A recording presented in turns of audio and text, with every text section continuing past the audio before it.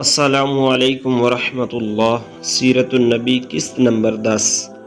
آپ کو قافلے کے ساتھ اس لیے نہیں لے جایا گیا تھا کہ آپ کم عمر تھے۔ آپ وہیں درخت کے نیچے بیٹھ گئے۔ ادھر بحیرہ نے لوگوں کو دیکھا اور ان میں سے کسی میں اسے وہ صفت نظر نہ آئی جو آخری نبی کے بارے میں اسے معلوم تھی۔ نہ ان میں سے کسی پر وہ بدلی نظر آئی، بلکہ اس نے عجیب بات دیکھی کہ وہ بدلی وہیں پڑاؤ کی جگہ پر ہی رہ گئی تھی۔ اس کا صاف مطلب یہ تھا کہ بدلی وہیں ہے جہاں اللہ کے رسول صلی اللہ علیہ وسلم ہیں۔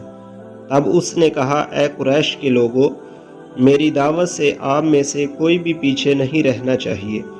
اس پر قریش نے کہا، اے بحیرہ، جن لوگوں کو آپ کی اس دعوت میں لانا ضروری تھا ان میں سے تو کوئی رہا نہیں، ہاں ایک لڑکا رہ گیا ہے جو سب سے کم عمر ہے۔ بحیرہ بولا، تب پھر مہربانی فرما کر اسے بھی بلا لے۔ یہ کس قدر بری بات ہے کہ آپ سب آئیں اور آپ میں سے ایک رہ جائے، اور میں نے اسے آپ لوگوں کے ساتھ دیکھا تھا۔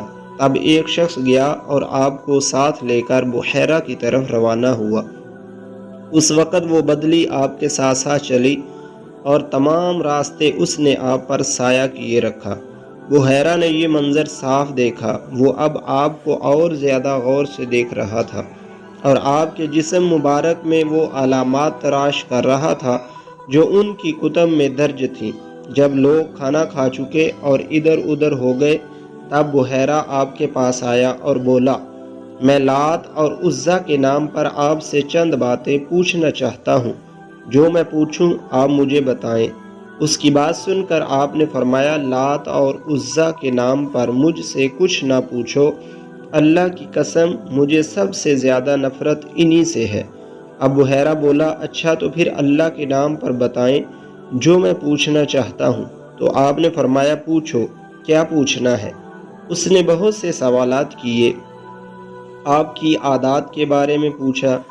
اس کے بعد اس نے آپ کی کمر پر سے کپڑا ہٹا کر مہر نبوت کو دیکھا۔ وہ بالکل ویسی ہی تھی جیسا کہ اس نے اپنی کتابوں میں پڑھا تھا۔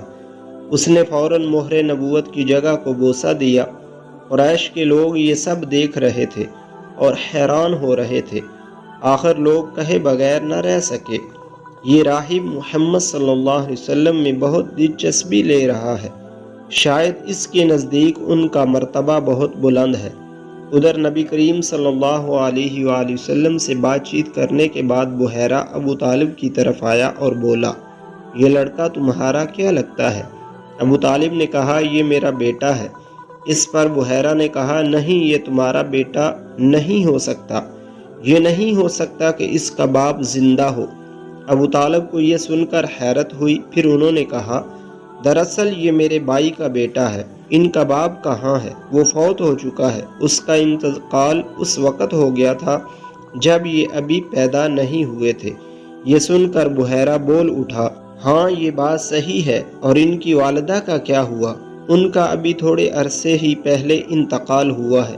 یہ سنتے ہی بحیرہ نے کہا، بالکل ٹھیک کہا، اب تم یوں کرو کہ اپنے بھتیجے کو وطن واپس لے جاؤ، یہودیوں سے ان کی پوری طرح حفاظت کرو۔ اگر انہوں نے انہیں دیکھ لیا اور ان میں وہ نشانیاں دیکھ لیں جو میں نے دیکھی ہیں تو وہ انہیں قتل کرنے کی کوشش کریں گے۔ تمہارا یہ بھتیجا نبی ہے، اس کی بہت شان ہے، ان کی شان کے بارے میں ہم اپنی کتابوں میں بھی لکھا ہوا پاتے ہیں، اور ہم نے اپنے باپ داداؤں سے بھی بہت کچھ سن رکھا ہے۔ میں نے یہ نصیحت کر کے اپنا فرض پورا کر دیا ہے، اور انہیں واپس لے جانا تمہاری ذمہ داری ہے۔ ابو طالب بحیرہ کی باتیں سن کر خوف زدہ ہو گئے۔ آپ کو لے کر مکہ واپس آ گئے۔ اس واقعہ کے وقت آپ کی عمر 9 سال تھی۔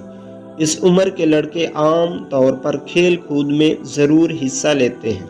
ان کھیلوں میں خراب اور گندے کھیل بھی ہوتے ہیں۔ اللہ تعالیٰ نے آپ کو اس سلسلے میں بھی بالکل محفوظ رکھا ہے۔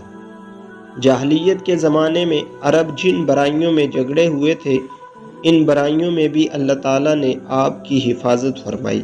ایک واقعہ آپ نے خود بیان فرمایا، ایک قریشی لڑکا مکہ کے بالائی حصے میں اپنی بکریاں لیے میرے ساتھ تھا۔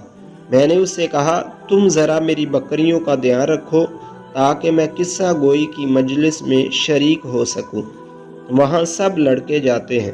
اس لڑکے نے کہا اچھا۔ اس کے بعد میں روانہ ہوا۔ میں مکہ کے ایک مکان میں داخل ہوا تو مجھے گانے اور باجے کی آواز سنائی دی۔ میں نے لوگوں سے پوچھا یہ کیا ہو رہا ہے؟ مجھے بتایا گیا کہ ایک قریشی کی فلاں شخص کی بیٹی سے شادی ہو رہی ہے۔